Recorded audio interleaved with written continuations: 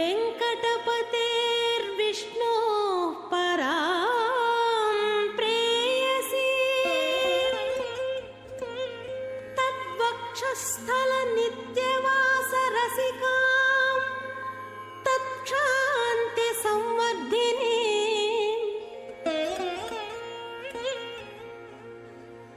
पद्मालङ्कृतपाणिपल्लवयुगां पद्मासनस्थां श्रियं वात्सल्यादिगुणोज्ज्वलां भगवती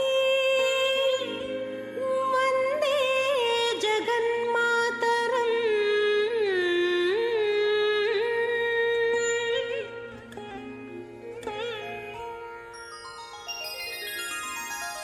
पद्मावती पाहि अलमेल्मङ्गा पद्मनाभप्रिया अलमेल्मङ्गा पद्मोद्भवा पाहि अलमेल्मङ्गा पद्मालया पाहि अलमेल्मङ्गा अलमेल्मङ्गा अलमेल्मङ्गा पाहि हरिप्रिये अलमेल्मङ्गा अलमेल्मङ्गा अलमेल्मङ्गा पाहि मां पाहि अलमेल्मङ्गा।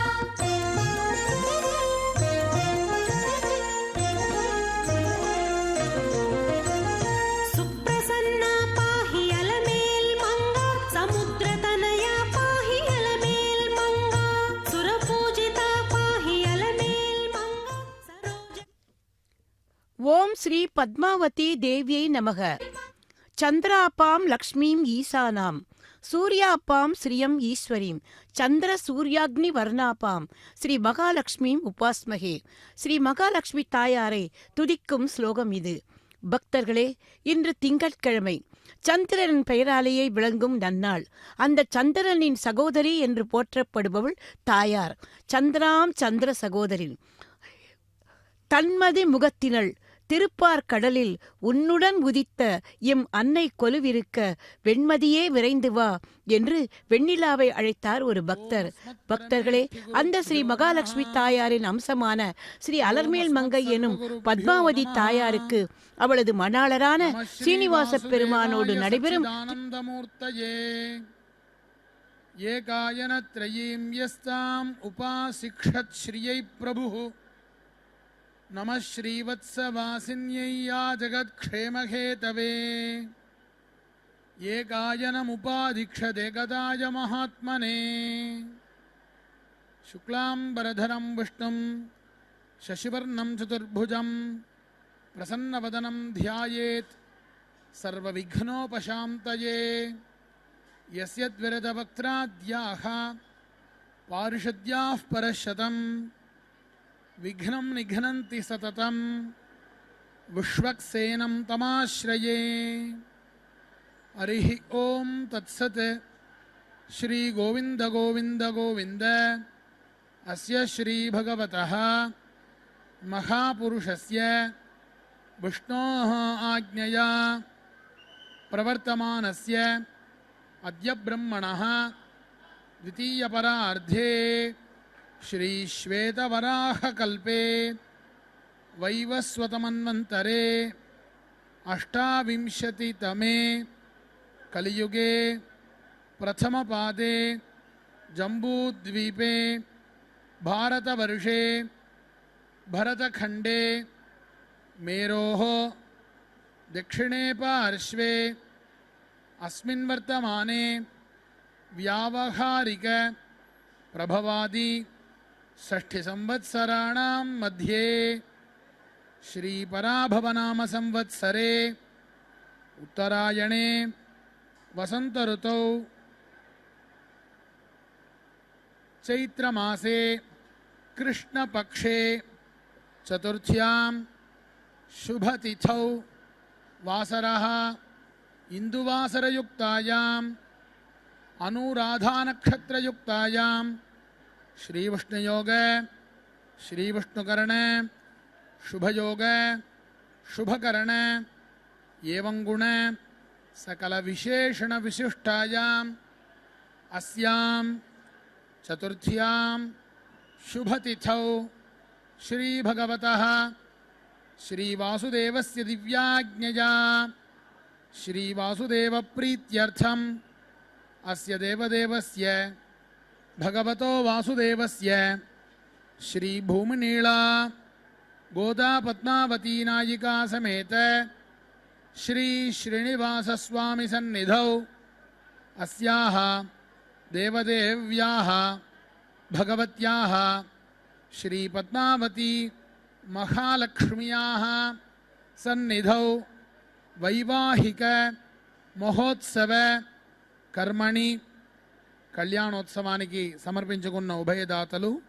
మీ గోత్రం పేరు నక్షత్రం, మీ శ్రీమతి యొక్క పేరు నక్షత్రము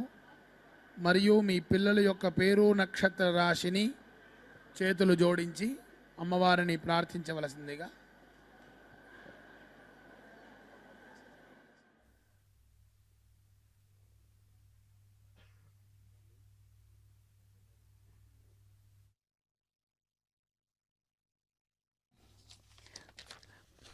பக்தர்களே, அந்த தாயாரின் திருக்கல்யாணத்தில் இப்போது முதலில் சங்கல்பம் நடைபெற்றது. அடுத்து ஸ்ரீ பாஞ்சராத்திர ஆகமப்படி நடைபெறும் திருக்கல்யாண உற்சவத்தில் கலச பூஜை, விஸ்வக்சேனரின் ஆராதனம் இவை தொடர்ந்து நடைபெற உள்ளது. பக்தர்களே, அடுத்து தாயாருக்கும் எம்பெருமானுக்கும் சமர்ப்பிக்க இருக்கும் ரட்சைகளுக்கும் முறையாக பூஜைகள் செய்வார் அர்த்தசுவாமி. எந்த திவ்யஸ்தனத்தில் லக்ஷ்மி கடாட்சம் நிரம்பி வழிகிறதோ அந்த மண்ணில் நாம் காலடி வைத்தால் போதும், நாம் பவித்திரமானவர்களாகி விடுவோம். எங்கே வேதங்கள் ஒலிக்கிறதோ, யஜ்ஞ யாகங்கள் நன்கு நடக்கிறதோ, சத்தியம் விளங்குகிறதோ, தர்மாத்மாக்கள் வசிக்கிறார்களோ, கோமாதா பூஜிக்கப்படுகிறார்களோ அந்த ஸ்தலத்தில் ஸ்ரீ மகாலட்சுமி நிறைந்திருக்கிறாள் என்று அர்த்தம். அப்படிப்பட்ட திருத்தலமே இதோ திருச்சானூர் எனப்படும் இந்த திருச்சகனூர் அலமேல் மங்காபுரம் திவ்ய சேத்திரம். எம்பெருமான் திருமலையானே 12 வருடங்கள் தவம் இருந்து தாமரை மலர்களால் அர்ச்சித்து தாயாரை அடைந்த திருத்தலமே இது. ஸ்ரீ பத்மாவதி பிரியதாம் பிரியதாம் பகவதி பத்மாவதி. மங்களவாத்தியம். பக்தர்களே, ஆகவே இந்த புண்ணிய தீர்த்தத்தில் வீசும் காற்றில், இந்த நீரில், இந்த மண்ணில், இங்கே படர்ந்திருக்கும் ஆகாயத்தில் தாயார் நீக்கமர நிறைந்திருக்கிறாள் என்று தெரியும். இங்கே வாழும் பக்தர்கள் பாக்கியம் பெற்றவர்கள், பாக்கியசாலிகள். மறுபிறவு என்பதே அவர்களுக்கு இல்லை. பக்தர்களே, இந்த ஸ்தலத்துக்கு வர முடியாமல் போன பக்தர்களுக்காகத்தான் எந்த தடையும் இல்லாமல் அந்த தாயாரின் திருக்கல்யாண உற்சவத்தை நாம் இருந்த இடத்திலிருந்தே காண வழி செய்திருக்கிறார்கள் வெங்கடேஸ்வரா பக்தி தொலைக்காட்சி நிறுவனத்தார். பக்தர்களே, இது கூட ஒரு கைங்கரியந்தானே. ஆக மொத்தத்தில் தாயாரின் கைங்கரியத்தில் இவர்களது பங்கும் இருக்கிறதே. இவ்வளவு ஏன், ஒவ்வொரு நாளும் காலையும் மாலையும் அந்த தாயாருக்கு கைங்கரியங்கள் புரியும் அத்தனை பேருமே கொடுத்து வைத்தவர்கள்தான். ஆனால் இதனால் எல்லாம் நாம் சோர்ந்து விட வேண்டாம். நமக்கும் நிச்சயமாக ஒரு காலம் வரும். அப்போது நாம் நேராக திருச்சானூர் சென்று தாயாரை நாம் இந்த திருக்கல்யாணத்தை தரிசிக்கும் பாக்கியத்தை நிச்சயமாக பெறுவோம். தாயார் எம்பெருமானை விட்டு ஒரு சனமேனும் அகலாதவள் என்று நமக்கு தெரியும். எம்பெருமான் பூலோகத்தில் எடுத்த ஸ்ரீ ராமகிருஷ்ண அவதாரங்களிலும் சரி, ஏன் இந்த திருமலையில் அர்ச்சாரூபியாக சீனிவாச பெருமானாக எழுந்தெழி இருக்கும் போதும் சரி, ராமனுக்கு சீதையாகவும் கண்ணனுக்கு ருக்மணியாகவும் சீனிவாச பெருமானுக்கு பத்மாவதி தேவியாகவும் அவதரித்தவள் ஸ்ரீ மகாலட்சுமி தாயாரே. இந்த தாயார் பகவான் எடுத்த வாமன அவதாரத்தின் போது அவர் பிரம்மச்சாரியாக அவதரித்ததால் துணைவியாகும் வரும் சந்தர்ப்பம் கிடைக்கவில்லையாம். அப்போது கூட அவள் அவரது திருமார்பில் மறைந்து கொண்டு இருந்தாளாம். எம்பெருமான் தன்னுடைய நரசிம்ம அவதாரத்தின் போது பிரகலாதனுக்கு கொடுத்த வாக்கு, இனி உன் சந்ததர்கள் யாரையும் நான் கொல்ல மாட்டேன் என்று. மகாபலியோ பிரகலாதனின் கொள்ளுப்பேரன். அவன் ராட்சச வம்சத்தில் பிறந்தவனாக இருந்தாலும் ரிஷிமுனிகளை இம்சிப்பது, அப்பாவி ஜனங்களை தண்டிப்பது போன்ற கொடுமையான காரியங்கள் எதுவும் செய்யவில்லை. ஆனால் தேவேந்திரனின் இந்திர பதவியை பறித்து கொண்டு போனதாக, அதனால் ஆபத்து வந்துவிட்டதே என்று தேவேந்திரன் மகாவிஷ்ணுவை நோக்கி தவம் இருந்தானாம். தன்னுடைய மகனின் இந்திர பதவியை காப்பாற்றுமாறு வேண்டிக் கொண்டாளாம் அந்த தாயாரான அதிதியும். ஆகவே அந்த தாயாரின் வேண்டுகோளுக்கிணங்க பகவான் வாமன ஸ்வரூபமாக அவளுக்கு மகனாக வந்து மகாபலி யாகம் செய்த இடத்துக்கு போனாராம். அந்த பிரம்மச்சாரியின் திருமுகத்தில் இருந்த அந்த காந்தி மகாபலியின் மனதை கவர, உமக்கு என்ன வேண்டுமோ கேளுங்கள், தருகிறேன் என்று வாக்களிக்க, அவர் குறும்புத்தனத்தோடு சிரித்து, எனக்கு ஒன்றும் வேண்டாம், எனது கால்களாய் அளந்து மூவடி மண் தந்தால் போதும் என்று புன்சிரிப்போடு கேட்க, இவ்வளவுதானா, இப்போதே தந்தேன் என்று கமண்டல நீரால் தாரை வார்த்து கொடுக்கிறான் மகாபலி. அவ்வளவுதான். வானத்துக்கும் பூமிக்குமாக வளர்ந்த பகவான்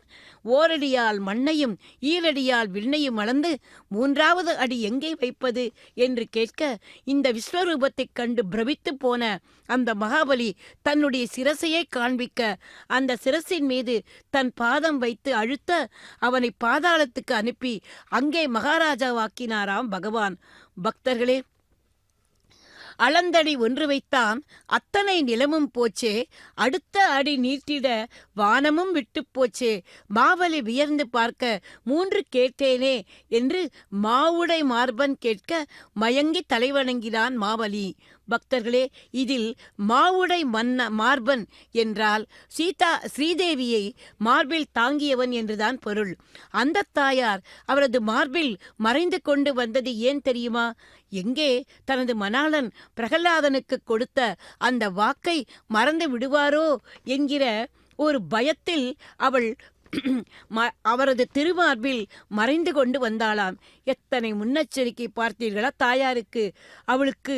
அவளுடைய பக்தர்கள் அவ்வளவு முக்கியம். இதுதான் புருஷகாரம். அது மட்டுமல்ல, அப்படி அவர் உத்திரியத்துக்குள் மறைந்திருந்து பார்க்கும்போது அந்த தாயாரின் கடைக்கண் பார்வை மகாபலியின் மீது பட்டுவிட்டதாம். ஆகவேதான் அவனுக்கு பாதாள லோகத்தை அரசாளும் பாக்கியமும் கிடைத்ததாம். தாயாரின் கருணா கடாட்சம் அப்படிப்பட்டது. அந்த தாயார் இதோ ஸ்ரீ பத்மாவதி தாயாராக இந்த திருச்செங்கனூர் திவ்ய சேத்திரத்தில் இதோ எழுந்தருளியுள்ளார். அந்த தாயாரை நாமும் இருகரம் கூப்பி சேவிப்போம். தாயாரும் எம்பெருமானும் சேர்ந்திருக்கும் இந்த சமயத்தில் அந்த தாயாரை வேண்டிக் கொண்டால் நிச்சயமாக தாயார் நமக்கு அருள் புரிவாள். ஹரிவல்லபே என்பது தாயாரின் ஒரு திருநாமம். எம்பெருமான் ஸ்ரீ மகாவிஷ்ணுவின் பிராணேஸ்வரி அல்லவா அவள் அவருடைய மனோக்யே என்று துதிக்கப்படுகிறாள். மனோக்யே என்றால் என்ன அர்த்தம்? அவரது உள்ளத்தை அறிந்தவள் என்று பொருள். அதாவது நமக்கு என்ன வேண்டும் என்பதை புரிந்து வைத்துக்கொண்டு அதை நாம் பிரார்த்திக்கும் போது கொடுத்து விடுகிறாள் அல்லவா? பிரார்த்திக்கு நமது மனமும் தெரியும், பகவானின் திருவுள்ளமும் தெரியும். ஆகவேதான் 3 லோகங்களுக்கும் சௌபாகியங்களை அருளும் மகாலட்சுமியே நம்முடைய தேவைகளை பகவானுக்கு எடுத்துச் சொல்லி அதை நமக்கு பெற்று தருகிறாளாம். எம்பெருமானிடம் எப்படி சொன்னால் எடுபடுமோ அப்படி எடுத்துச் சொல்லி நமக்கு பெருமாளின் அனுகிரகத்தை பெற்று தருகிறாள். ஹரிக்கு பிரியமானவள் அல்லவா மகாலட்சுமி. அப்படி இருப்பதால் தான் மகாலட்சுமிக்கு பெருமையா என்றால் அதுவும் இல்லையாம். மகாலட்சுமி எம்பெருமானின் திருமார்பில் அலங்கரிப்பதால் தான் எம்பெருமானுக்கு பெருமையாம். இதை கூட நம்மாழ்வார் சாதித்திருக்கிறார். திகழ்கின்ற திருமார்பில் திருமங்கை தன்னோடும் திகழ்கின்ற திருமாலார் சேர்விடம் தன் வாட்டாறு என்று தாயாரின் பெருமையை உணர்த்துகிறார்.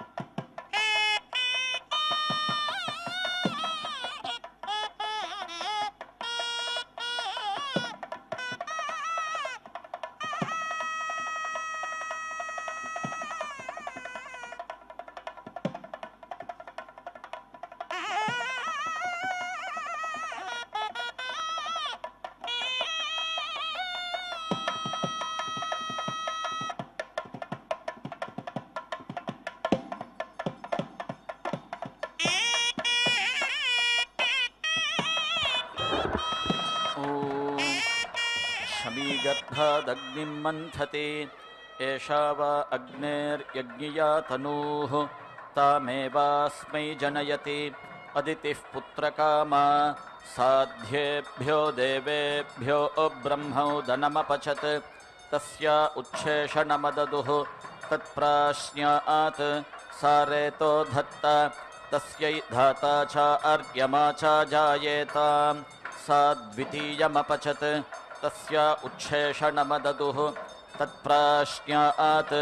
सारेतो धत्ता तस्यै मित्रश्च वरुणश्च जायेताम् सा तृतीयमपचत् तस्या उच्छेषणमददुः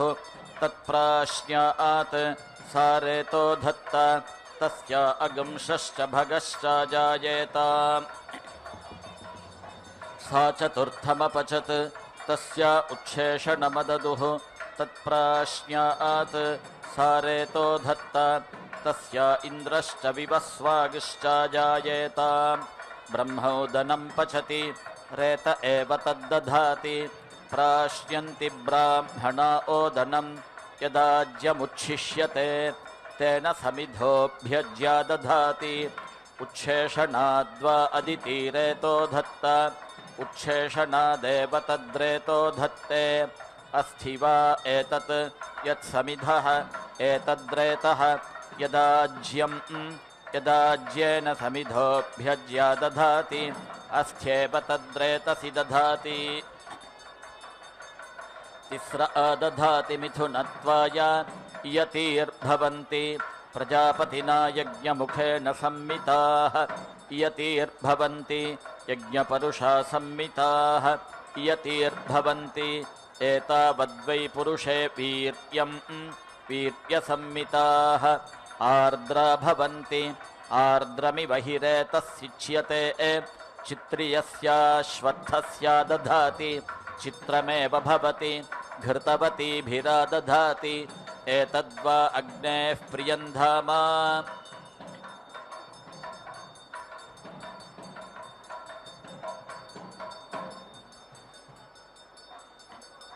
यद्घृतं प्रियेणैवैनन्धां न समर्थयति गायत्रीभिर्ब्राह्मणस्य दध्यात् गायत्रछन्दा वै ब्राह्मणः स्वस्य छन्दसः प्रत्ययनस्त्वाय त्रिष्टुग्भिराजन्यस्य त्रिष्टुप्छन्दा वै राजन्यः स्वस्य छन्दसः प्रत्ययनस्त्वाय जगतीभिर्वैश्यस्य जगती छन्दा वै वैश्यः स्वस्य छन्दसः प्रत्ययनस्त्वाय तगुं संवत्सरं गोपायेत् संवत्सरगं हिरेतो हितं वर्धते यद्येनगं संवत्सरे नोपनमेत् समिधः पुनरादध्यात् रेत एव तद्धितं वर्धमानमेति न मागुं समश्नीयात् न स्त्रियमुपेयात् यन्मागुं समश्नीयात् यत्स्त्रियमुपेयात् निर्वीर्यस्यात् नैनमग्निरुपनमेत् श्व आधास्यमानो ब्रह्मोदनं पचति आदित्या वा इत उत्तमाः सुवर्गं लोकमायन् ते वा इतो यन्तं प्रतिनुदन्ते एते खलु वादित्याः यद्ब्राह्मणाः तैरेव सन्त्वं गच्छति नैनं प्रतिनुदन्ते ब्रह्मवादिनो वदन्ति क्वासः अग्निः कार्त्यः योऽस्मै प्रजां पशून् प्रजनयतीति शल्कैस्तागं रात्रिमग्निमिन्धीत तस्मिन्नुपव्युषमरणी निष्टपेत्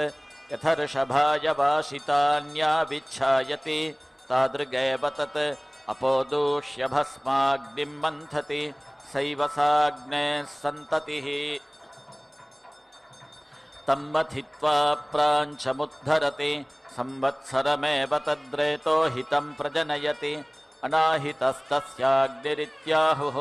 यः समिधो नाधायाग्निमाधत्त इति ताः संवत्सरे पुरस्तादादध्यात् संवत्सरादेवैनमवरुध्याधत्ते यदि संवत्सरे नादध्यात् द्वादश्यां पुरस्तादादध्यात् संवत्सरप्रतिमा वै द्वादशरात्रयः संवत्सरमेवास्याहिता भवन्ति यदि द्वादश्या अन्नादध्यात् त्र्यहे पुरस्तादादध्यात् आहिता एवास्य भवन्ति प्रजापतिः प्रजा असृजत सरिरिचानो मन्यत स तपोतप्यत स आत्मन्वीर्यमपश्यत् तदवर्धत तदस्मात् सहसोर्ध्वमसृज्यत सा विराडभवत् तान्ते वासुराव्यगृह्णत सोऽब्रवीत् प्रजापतिः मम वा एषा दोहा एव युष्माकमिति सा ततः प्राच्युदक्रामत् तत्प्रजापतिः पर्यगृह्णात् अथर्वपितुं मे गोपायेति सा द्वितीयमुदक्रामत् तत्प्रजापतिः पर्यगृह्णात् नर्यप्रजां मे गोपायेति सा तृतीयमुदक्रामत् तत्प्रजापतिः पर्यगृह्णात् शग्गस्य पशून् मे गोपायेति सा चतुर्थमुदक्रामत् तत्प्रजापतिः पर्यगृह्णात् सप्रथसभां मे गोपायेति सा पञ्चममुदक्रामत् तत्प्रजापतिः पर्यगृह्णात् अहे बुद्धियमन्त्रं मे गोपायेति अग्नीन् वावसा तान् व्यक्रमत तान् प्रजापतिः पर्यगृह्णात् अथो पङ्क्तिमेव पङ्क्तिर्वा एषा ब्राह्मणे प्रविष्टा तामात्मनोऽधिनिर्मिमीते यदग्निराधीयते तस्मादेतावन्तोऽग्नय आधीयन्ते पाङ्क्तं वा इदगं सर्पम् पाङ्क्तेनैव पाङ्क्तग्स्पृणोति अथर्वपितुं मे गोपायेत्याह अन्नमेवैतेन स्पृणोति नर्यप्रजां मे गोपायेत्याह प्रजामेवैतेन स्पृणोति शग्गस्य पशून् मे गोपायेत्याह पशूनेवैतेन स्पृणोति सप्रथसभां मे गोपायेत्याह सभामेवैतेन इन्द्रियग्स्पृणोति अहे बुद्धियमन्त्रं मे गोपायेत्याह मन्त्रमेवैतेन श्रियग्स्पृणोति यदन्वाहार्यपचनेन्वाहार्यं पचन्ति तेन सोऽस्याभीष्टः प्रीतः यद्गार्हपत्य आज्यमधिष्ठयन्ति सम्पत्नीर्याजयन्ति तेन सोऽस्याभीष्टः प्रीतः यदाहवणीये जुह्वति तेन सोऽस्याभीष्टः प्रीतः यत्सभायां विजयन्ते तेन सोऽस्याभीष्टः प्रीतः यदा वसथेन्नगं हरन्ति तेन सोऽस्याभीष्टः प्रीतः तथा आस्य सर्वे प्रीता अभीष्टा आधीयन्ते प्रवसथमेष्यन्नेवमुपतिष्ठेतैकमेकं यथा ब्राह्मणाय गृहे वासिने परिदाय गृहानेति तादृगेव तत् पुनरागत्योपतिष्ठते सा भागेयमेवैशान्तत् सा तत ऊर्ध्वारोहत् सा रोहिण्यभवत् तद्रोहिण्यैरोहिणित्वं रोहिण्यामग्निमादधीत स्व एवैनञ्चो नौ प्रतिष्ठितमाधत्ते रुद्धोद्येनेन ॐ उद्धन्यमानमस्य अमेध्यम् अपपाप्मानं यजमानस्य हन्तु शिवानः सन्तु प्रदिशश्च तस्रः शन्नो माता पृथिवीतोकसाता शन्नो देवीरभिष्टये आपो भवन्तु पीतये संयोरभिस्रवन्तु नः वैश्वानरस्य रूपं पृथिव्यां परिस्रसा स्योनमाविशन्तु नः यदिदं दिवो यददः पृथिव्याः संजज्ञाने रोदसी सम्बभूवतुः ऊषा कृष्णमवतु कृष्णमूषा आह इहोभयोर्यज्ञियमागमिष्ठाः ऊतीः कुर्बाणो यत्पृथिवीमचरः गुहाकारमाखुरूपं प्रतीत्या तत्तेऽन्यक्तमिह सम्भरन्तः शतञ्जीवेम शरदः सवीराः ऊर्जं पृथिव्या रसमाभरन्तः शतञ्जीवेम शरदः पुरूचीः वम्रीभिरनुवित्तं गुहासु श्रोत्रन्त उर्व्यबधिरा भवामः प्रजापतिसृष्टानां प्रजानां क्षुधोपहत्यै सुवितन्नो अस्तु उपप्रभिन्नमिषमूर्जं प्रजाभ्यः सूदं गृहेभ्यो रसमाभरामि यस्य रूपं बिभ्रति मामविन्दत्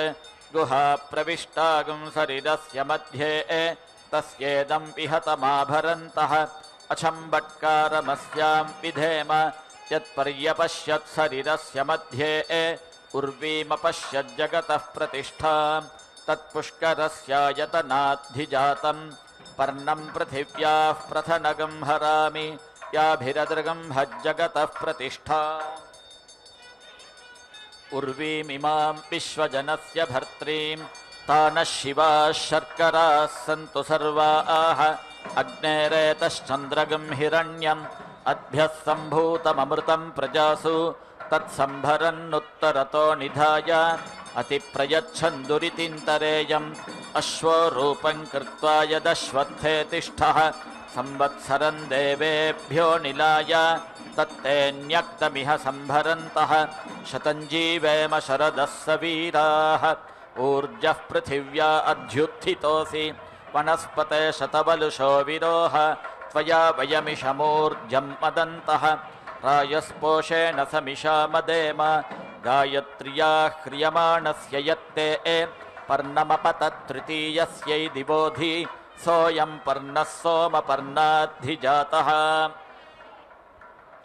ततो हरामि सोमपीठस्यावरुध्यै देवानां ब्रह्मवादं वदतां यत् उपाशृणोऽस्तु श्रवा वै श्रुतोऽसि ततो मामाविशतु ब्रह्मवर्चसं तत्सम्भरग्स्तदवरुन्धीय साक्षात् यया ते सृष्टस्याग्नेः हेतिमशमयत् प्रजापतिः तामिमामप्रदाहाय शमीगं शान्त्यै हराम्यहं यत्ते सृष्टस्य यतः विकङ्कतम्भा अर्च्छज्जातवेदः तया भासा सम्मितः उरुन्नो लोकमनुप्रभाहि यत्ते तान्तस्य हृदयमाच्छिन्दञ्जातवेदः मरुतोद्भिस्तमयित्वा एतत्ते तदशने सम्भरामि सात्मा अग्ने सहृदयो भवेह चित्रियादश्वत्थात् सम्भृता बृहत्यः शरीरमभिसग्स्कृतास्थ प्रजापतिना यज्ञमुखेन सम्मिताः तिस्रस्त्रिभिर्मिथुनाः प्रजात्यै अश्वत्थाद्धव्यवाहाद्धिजाताम् अग्नेस्तनूं यज्ञयागं सम्भरामि शान्तयोनिगं शमीगर्भम् अग्नये प्रजनयितवे यो अश्वत्थः शमीगर्भः आरुरोहत्वे स च तन्ते हरामि ब्रह्मणा यज्ञयै केतुभिः सह यन्त्वा समभरञ्जातवेदः यथा शरीरं भूतेषु न्यक्तं स सम्भृतः सीद शिवः प्रजाभ्यः उरुन्नो लोकमनुनेषि विद्वान् प्रवेधसे कवये मेध्याय पचो वन्दारुवृषभाय वृष्णे यतो भयमभयन्तन्नो अस्तु अवदेवान् यजेहेड्यान् समिधाग्निन्दुवस्यत घृतैर्बोधयतातिथिम् आस्मिन् हव्याजुहोतन उपत्वाग्ने हविष्मतीः घृताचीर्यन्तु हर्यत जुषस्व समिधो मम तन्त्वा समिद्भिरङ्गिरः घृतेन वर्धयामसि बृहच्छोचाय विष्ठ्य समिध्यमानः प्रथमोऽनुधर्मः समक्तुभिरज्यते विश्ववारः शोचिष्केशो घृतनिर्निक्पावकः सुयज्ञो अग्निर्यजथाय देवान् घृतप्रतीको घृतयोनिरग्निः घृतैः समिद्धो घृतमस्यान्नम् घृतपृषस्त्वा सरितो वहन्ति घृतं पिबन् सुयजा यक्षि देवान् आयुर्दा अग्ने हविषोजुषाणः घृतप्रतीको घृतयोनिरेधि घृतं पीत्वा मधुचारुगव्यम् पितेव पुत्रमभिरक्षतादिमं त्वामग्ने समिधानं यविष्ठ देवादूतं चक्रिरे हव्यवाहम् उरुज्रयसङ्घृतयोनिमाहुतं त्वेषं चक्षुर्दधिरे चोदयन्वति त्वामग्ने प्रदिव आहुतं घृतेन सुम्नाय वस्सु शमिधा समीधिरे सभावृधा न ओषधीभिरुक्षितः उरुज्रयागंसि पार्थिवावितिष्ठसे घृतप्रतीकं वरतस्य धूरुषदम् अग्निं मित्रन्न समिधा न रुञ्जते इन्धानो अक्रो विदथेषु दीद्यत् शुक्रवर्णामुदुनो यगंसते धियम् प्रजा अग्ने संवासय आशा अष्टपशुभिः सह राष्ट्राण्यस्मा आधेहि यान्यासन् सवितुः सवे मही विश्पत्नी सदने ऋतस्य अर्वाची एतन्धरुणेरयीणाम् अन्तर्वत्नी जन्यं जातवेदसम् अध्वराना अञ्जनयथः पुरोगाम् आरोहतं दशतगं शक्वरीर्मम ऋतेन अग्न आयुषा वर्चसा सह ज्योग्जीवन्त उत्तरामुत्तरागं समां दर्शमहं पूर्णमासं यज्ञं यथा यजै ऋत्विजवती स्थो अग्निरेतसौ गर्भं दधाथ ते वामहं ददे तत्सत्यं यद्वीरं बिभृथः वीरं जनयिष्यथः ते मत्प्रातः प्रजनिष्येथे ते मा प्रजाते प्रजनयिष्यथः प्रजया पशुभिर्ब्रह्मवर्चसेन सुवर्गे लोके अनृतात् सत्यमुपैमि मानुषाद्दैव्यमुपैमि दैवीं वाचं यच्छामि शल्कैरग्निमिन्धानः उभौ लोकौ सनेमहम् उभयोर्लोकयोरुरुध्वा अतिमृत्युन्तराम्यहम् जातवेदो भुवनस्य रेतः इह सिञ्च तपसो यज्जनिष्यते अग्निमश्वत्थादधिहव्यवाहम् शमीगर्भाज्जनयनयो मयो भूः अयन्ते योनिरित्वियः यतो जातो अरोचथाः तञ्जानन्नग्न आरोह अथा नो वर्धया रयिम् अपेतवीतवि च सर्पतातः ये त्रस्थपुराणा ये च नूतनाः अदादिदं यमो वसानं पृथिव्याः अक्रन्निमं पितरो लोकमस्मै अग्नेर्भस्मास्यग्नेः पुरीशमसि संज्ञानमसि कामधरणं मयि ते कामधरणं भूयात् संवत्सृजामि हृदयानि सगं सृष्टं मनो अस्तु वः सगं सृष्टः प्राणो अस्तु वः संयावः प्रियास्तनुवः संप्रिया हृदयानि वः आत्मा वो अस्तु संप्रियः संप्रियास्तनुवो मम कल्पेतान्त्या वा पृथिवी कल्पन्तामाप ओषधीः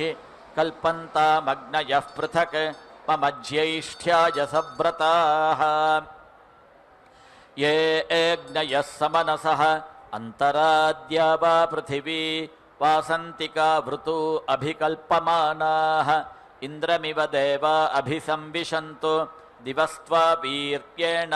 पृथिव्यै महिम्ना अन्तरिक्षस्य पोषेण सर्वपशुमादधे अजीजनन्नमृतं मर्त्यासः अस्रेमाणन्तरणिं वीडुजम्भं दशस्वसारो अग्रुवः समीचीः पुमागं सञ्जातमभिसगं रभन्तां प्रजापतेस्त्वा प्राणेनाभिप्राणिमि पूष्णः पोषेण मह्यं दीर्घायुत्वाय शतशारदाय शतगं शरद्भ्य आयुषे वर्चसे जीवात्वयि पुण्याय अहं त्वदस्मि मदसि त्वमेतत् ममासि योनिस्तव योनिरस्मि ममैव सन्वह हव्यान्यग्ने पुत्रः पित्रे लोककृर्जातवेदः प्राणे त्वामृतमादधामि अन्नादमन्नाद्याय गोप्तारङ्गुप्त्यै सुगार्हपत्यो विदहन्नरातीः उषसः श्रेयसी श्रेयसीर्दधत् अग्ने सपत्नागम् अपबाधमानः रायस्पोषमिषमूर्जमस्मासु धेहि इमा उमामुपतिष्ठन्तु रायः आभिः प्रजाभिरिह संवसेय इहो इडातिष्ठतु विश्वरूपी मध्ये वसोर्दीदिः जातवेदः ओजसे बलायत्वोद्यच्छे वृषणे शुष्मायायुषे वर्चसे सपत्नतूरसि वृत्रतूः यस्ते देवेषु महिमासु वर्गः यस्त आत्मा पशुषु प्रविष्टः पुष्टिर्याते मनुष्येषु पप्रथे ततो नो अग्ने जुषमान एहि प्राचीमनुप्रदिशं प्रेहि विद्वान् अग्नेरग्ने पुरो अग्निर्भवेह विश्वा आशादीद्यानो विभाहि ऊर्जन्नो धेहि द्विपदे चतुष्पदे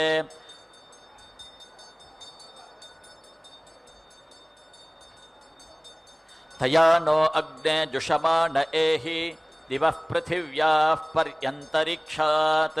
वातात् पशुभ्यो अध्योषधीभ्यः यत्र यत्र जातवेदः सम्बभूथ ततो नो अग्ने जुषमान एहि प्राचीमनुप्रदिशं प्रेहि विद्वान् अग्नेरग्ने पुरो अग्निर्भवेह विश्वा आशादीद्यानो विभाहि ऊर्जन्नो धेहि द्विपदे चतुष्पदे अन्वग्निरुषसामग्रमख्यत् अन्वहानि प्रथमो जातवेदाः अनुसूर्यस्य पुरुत्रा च रश्मीन् अनुद्यावा पृथिवी आततान विक्रमस्व महागम् असि वेदिषन्मानुषेभ्यः त्रिषु लोकेषु जागृहि यदिदं दिवो यददः पृथिव्याः संविधाने रोदसी सम्बभूवतुः तयोः पृष्ठे सीदतु जातवेदाः शम्भुः प्रजाभ्यस्तनुवे एस्यो नः प्राणं त्वामृत आदधामि अन्नादमन्नाद्याय गोप्तारङ्गुप्त्यै यत्ते शुक्रं वर्चः शुक्रातनूः शुक्रं ज्योतिरजस्रं तेन मे दीदिहि तेन त्वादधे अग्निना आग्ने ब्रह्मणा आनशे व्यानशे सर्पमायुर्व्यानशे नर्यः प्रजां मे गोपाय अमृतत्वाय जीवसे जाताञ्जनिष्यमाणाञ्च अमृते सत्ये प्रतिष्ठिताम् अथर्वपितुं मे गोपाय रसमन्नमिहायुषे अदब्धायो शीततनो अभिषन्नः पितुं कृणु शग्गस्य पशून् मे गोपाय द्विपादो ये चतुष्पदः अष्टाशफाश्च य इहाग्ने ये चैकशफा आशुगाः सप्रथसभां मे गोपाय ये च सभ्याः सभासदः तानिन्द्रियावतः कुरु सर्पमायुरुपासता अहे बुद्धियमन्त्रं मे गोपाय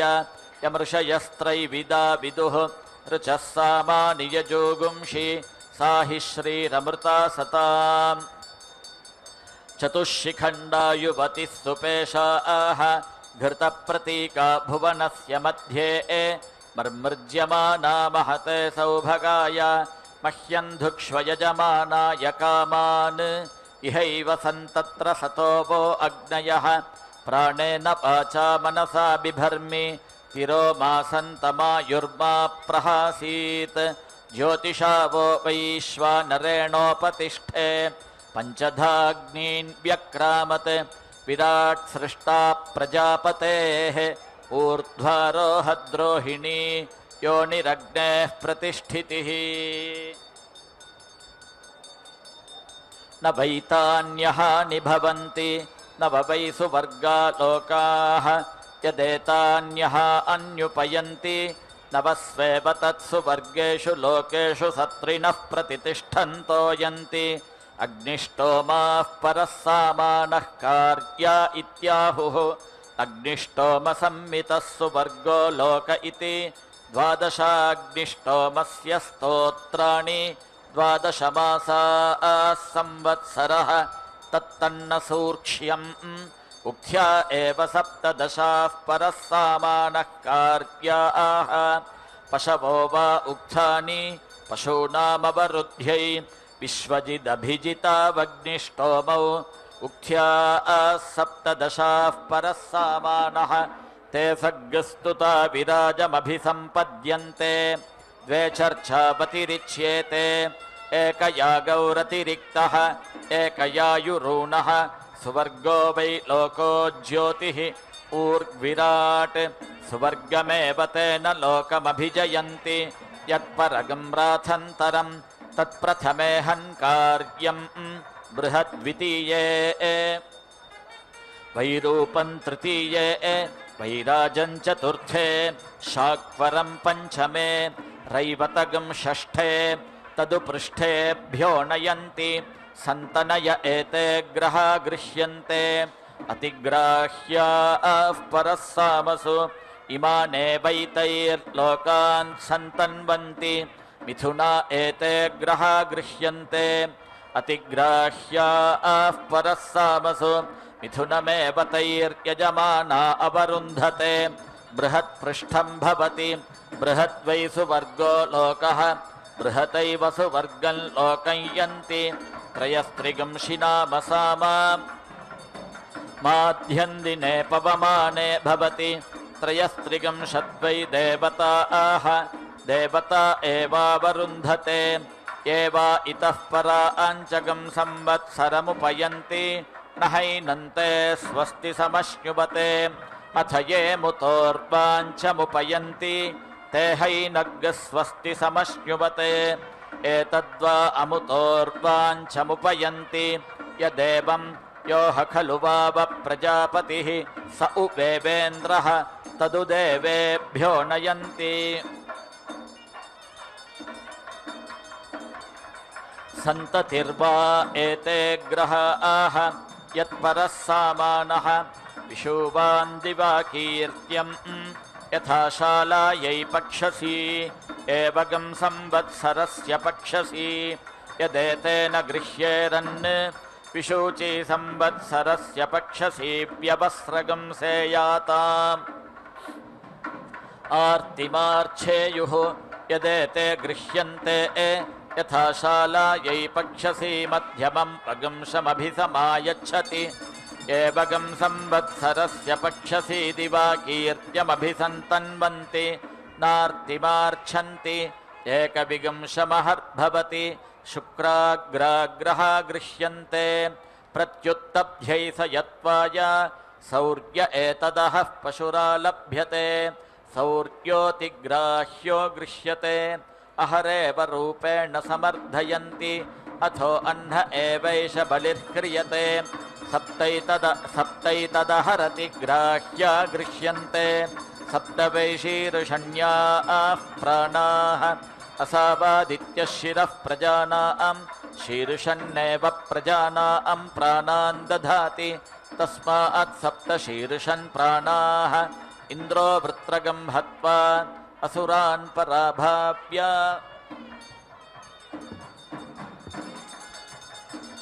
ओक्सं ज्ञानं विज्ञानं प्रज्ञानं जानदभिजानत् संकल्पमानं प्रकल्पमानमुपकल्पमानमुपक्लृप्तं क्लृप्तम्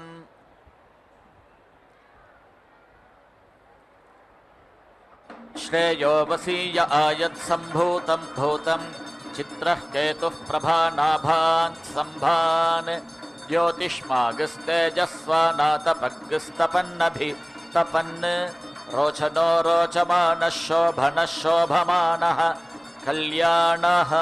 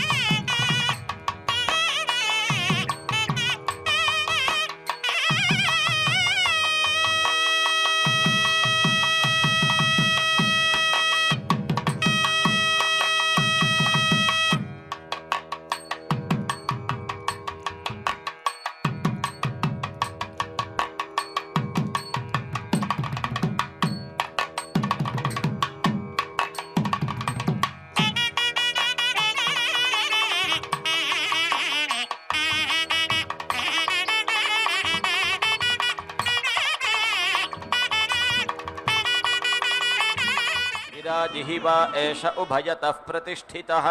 तस्मादन्तरे लोकौ यन् सर्वेषु सुवर्गेषु लोकेष्वभितपन्नेति देवा वा आदित्यस्य सुवर्गस्य लोकस्य पराचोतिपादादबिभयुः तच्छन्दोभिरदृगं हन्धृत्यैः देवा वा आदित्यस्य सुवर्गस्य लोकस्य अवाचोवपादादबिभयुः तं पञ्चभिरश्मिभिरुदवयन् तस्मादेकविगुंशे हन्पञ्चदिवाकीर्त्या निक्रियन्ते रश्मयो वै दिवाकीर्त्यानि ये गायत्रे ते गायत्रीषूत्तरयोः पवमानयोः महादिवाकीर्त्यगम्होतुः पृष्ठं विकर्णं ब्रह्मसामं भासो अग्निष्टोमः अथैतानि पराणि परैर्पै देवा आदित्यगं सुवर्गं लोकमपारयन् यदपारयन् तत्पराणां परत्वं पारयन्त्येनं पराणि य एवं वेद अथैतानि स्पराणि स्परैर्पै देवा आदित्यगं सुवर्गं लोकमस्पारयन् यदस्पारयन् तत्स्पराणागस्परत्वं स्पारयन्त्येनग्स्पराणि य एवं वेद अप्रतिष्ठां वा एते गच्छन्ति येषागुं संवत्सरेणाप्तेथ एकादशिन्याप्यते वैष्णवं वा मनमालभन्ते यज्ञो वै विष्णुः यज्ञमेवालभन्ते प्रतिष्ठित्यै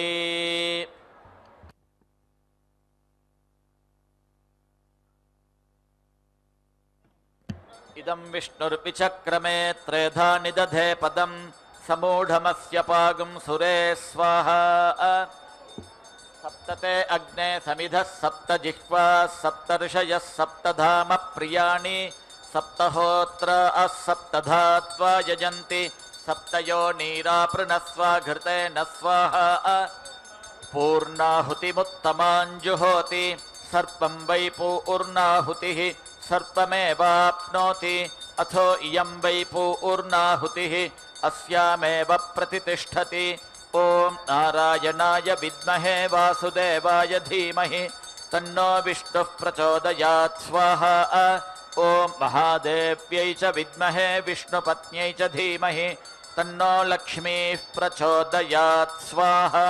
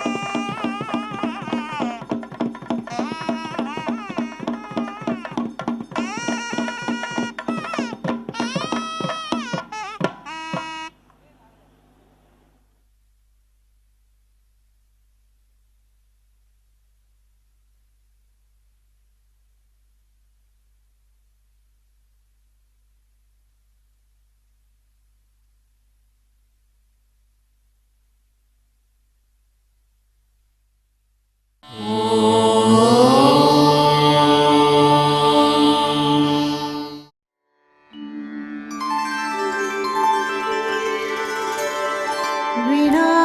व्यङ्कटेशं